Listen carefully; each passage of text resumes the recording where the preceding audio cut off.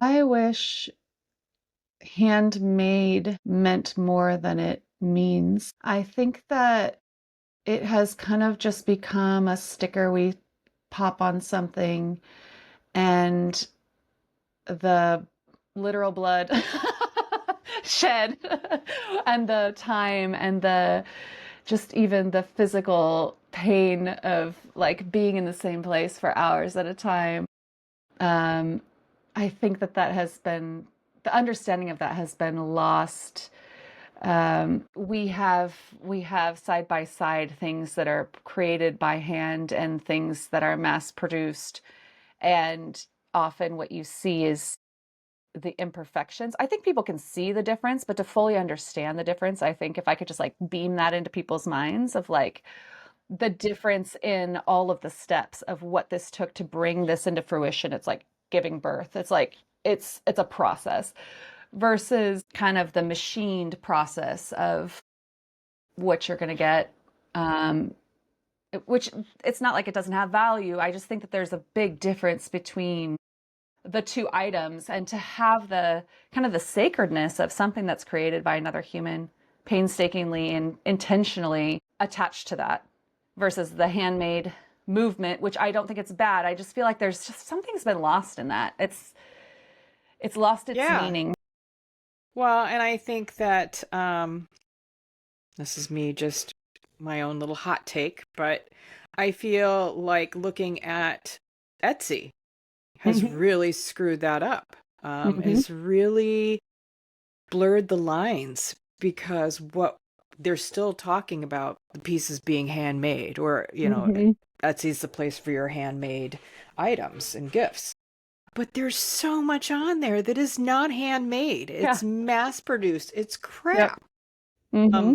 And I feel like that in itself really, yeah, blurs the lines for artists and makes it more challenging to educate then customers why this piece that doesn't look, super polished and has the fingerprints of the artist on there Mm-hmm. is priced so much higher than this, Mm-hmm.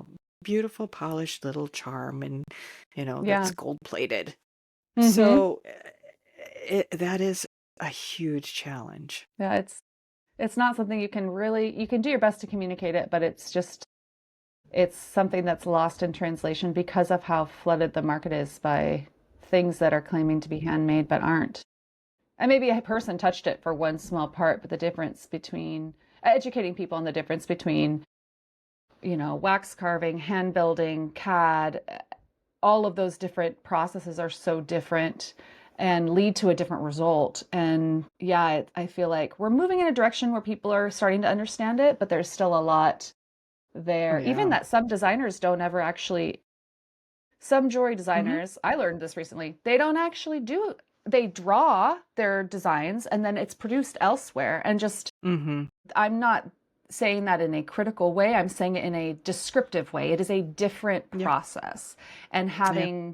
having people understand the definitions or the different processes for creating, I think is helpful. You know, I feel like social media is a two-edged sword, and it's where I get all my business, but it's also creating this view of like, let's show how this was made in 10 seconds. And you're And all like, the jewelry artists are looking at it. It's like we're yeah, all like, exactly. yes, we're mesmerized. I don't know if you've seen, my algorithm has been showing me these like slow, ancient Chinese crafts of like Isn't that ceramics, but beautiful? I know they're so slowly, and I feel like I wish I had the money to have a production team to create something like that of the like early morning getting up and starting the process. And I love those because they do remind Oh, you of the time it takes to create some of these timeless pieces, um, and some of these ancient like goldsmithing. One of the beautiful things about it is it's such an ancient craft. I mean, it's been going on for so long, and it has these like deep roots in history, and I love seeing that